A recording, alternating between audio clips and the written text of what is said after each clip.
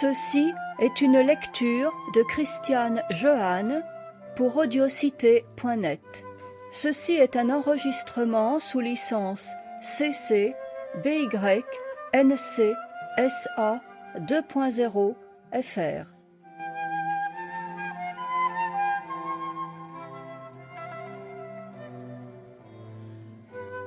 Poésie et œuvre morale de Giacomo Leopardi.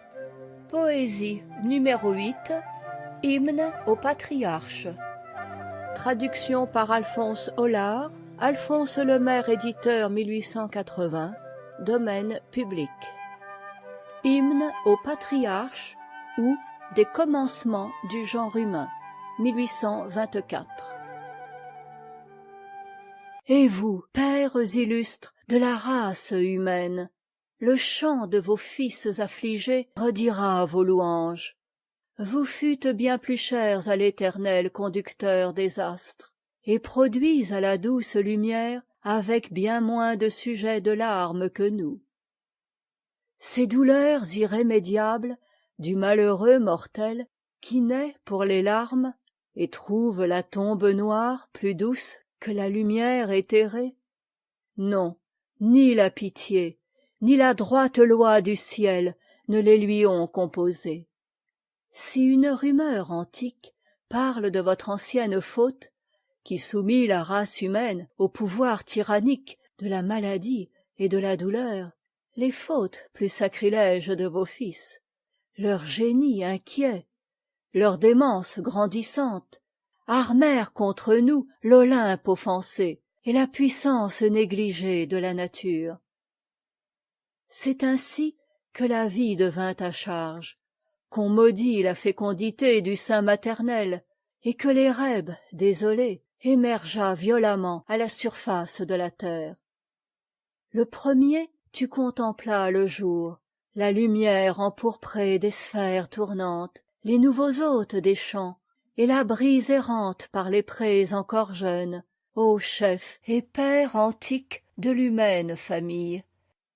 L'eau des Alpes, en se précipitant parmi les rochers et les vallées désertes, les frappait d'un bruit qui n'avait pas encore été entendu. Alors, sur les emplacements futurs des nations illustres et des villes riantes, régnait le charme d'une paix mystérieuse. Les collines non labourées n'étaient gravies que par le rayon brûlant de Phébus, seul et muet, et par la lune dorée. Ô heureuse ignorance des fautes et des lugubres événements! Ô solitude du séjour terrestre!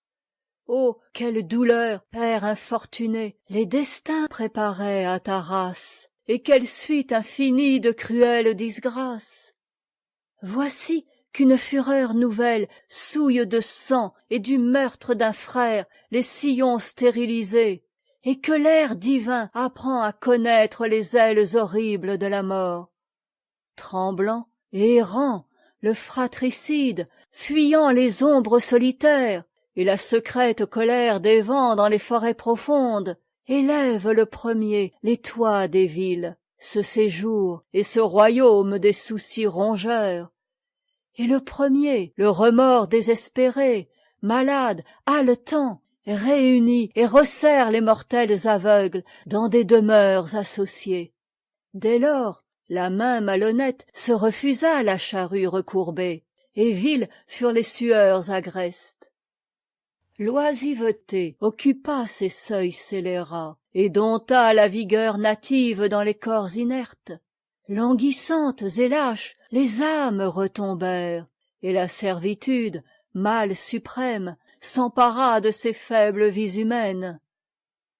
Et toi qui sauvas ta race injuste de l'air ennemi et du flot de la mer mugissant sur les sommets nuageux, toi à qui la première, parmi le ciel obscur et les cimes submergées, la blanche colombe apporta le signe de l'espérance renaissante. Pour toi, le soleil naufragé, sortant à l'occident des nuées antiques, fit briller le pôle noir du bel arc d'iris. Alors, la race renouvelée revient sur la terre.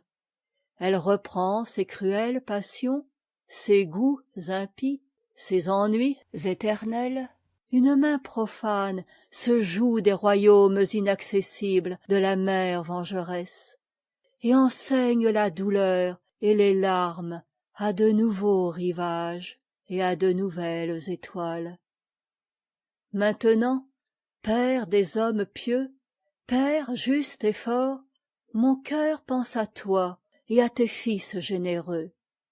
Je dirais comment ignorer, assis vers midi à l'ombre de ta tente paisible, près des molles rives, nourrice et demeure de ton troupeau, tu fus salué par des voyageurs célestes et inconnus, âmes éthérées, et comment, ô fils de la sage Rebecca, sur le soir, près du puits rustique, dans la douce vallée d'Haran, fréquentée des pasteurs en leurs loisirs joyeux, tu te pris d'amour pour la charmante fille de Laban. Invincible amour qui poussa ton âme vaillante à se soumettre volontairement aux longs exils, aux longues peines et au poids odieux de l'esclavage. Il y eut certainement, et le chant méonien et le bruit de la renommée ne repaissent pas la foule avide d'une vaine erreur et du nombre. Il y eut un temps où cette plage malheureuse fut douce et clémente à notre race, et notre âge qui tombe a été d'or.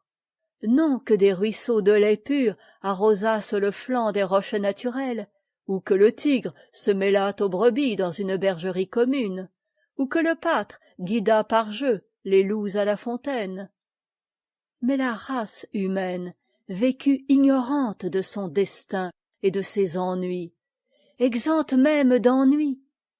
Ce fut le règne de l'agréable erreur, des fictions et du léger voile antique qui étaient placés devant les secrètes lois du ciel et de la nature, et, contente d'espérer, notre nef paisible entra au port. Telle, dans les vastes forêts de Californie, naît une race heureuse, à qui les pâles soucis ne sucent pas le cœur, dont la cruelle maladie ne dompte pas les membres. Les bois lui fournissent la nourriture, le fond d'un rocher des nids, la vallée humide, l'onde, et le jour de la sombre mort leur arrive, inattendu. Ô royaume de la sage nature sans armes, contre notre audace scélérate, les rivages, les antres et les forêts tranquilles, notre audace invaincue les a ouvertes. Elle enseigne à ces peuples qu'elle viole un ennui étrange, des désirs ignorés. Elle chasse de son dernier séjour la félicité qui s'enfuit toute nue.